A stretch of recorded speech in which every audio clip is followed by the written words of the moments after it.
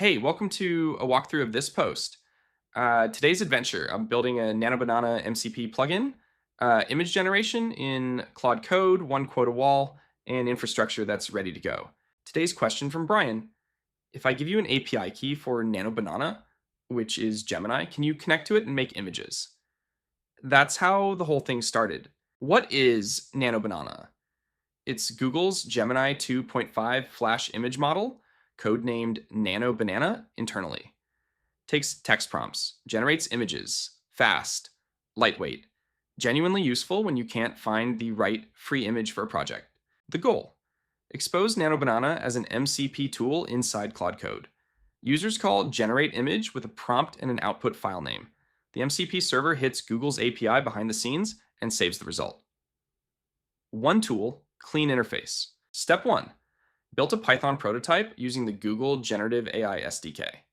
Just to prove the API works, send a prompt, get a base64 image back, save it as PNG. The proof of concept that unblocks everything else. Step 2: build the actual MCP server, node.js, with the Model Context Protocol SDK, plugin manifest, tool definitions, request handlers, the standard MCP shape, but wrapping the Gemini call. Step 3: the quota challenge. Free tier on Gemini has zero quota for image generation. Zero. Not a small number, actually zero. The error message says limit:0, which is Google's polite way of saying enable billing. Step 4: API migration issue. The Google Generative AI package is deprecated. They want you to migrate to Google GenAI. So I tried. See, SSL certificate errors on Windows blocked the new package. Decision: stick with deprecated but working. Pragmatism wins. Final architecture is 3 parts. Credentials managed through environment variables, never hard-coded. Python script for direct API testing. And the MCP plugin for production integration with Claude Code. 3 layers, clear separation. What works right now? Complete MCP infrastructure. Dependencies installed. Plugin properly configured. Error handling in place. Documentation written. Everything except the actual image generation, which is blocked on Google's billing toggle. What's blocked?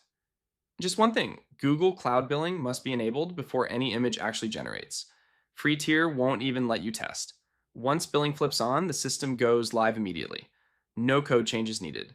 Here's the spoiler from the top of the post. We built the entire infrastructure successfully. The quota limits hit us, but the system works perfectly. It's ready to generate images the moment billing is enabled. That's the win. 5 key learnings. Free tier doesn't equal free image generation. Build infrastructure first, even before you can fully test.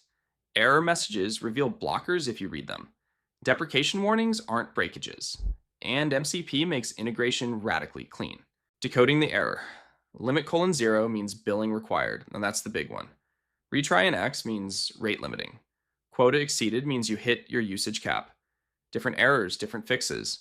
Knowing which is which saves hours. Next steps: enable billing on Google Cloud, test that image generation actually works, add features, style controls, size options, batch generation, and eventually integrate with the free image finder so when free images aren't right, AI fills the gap.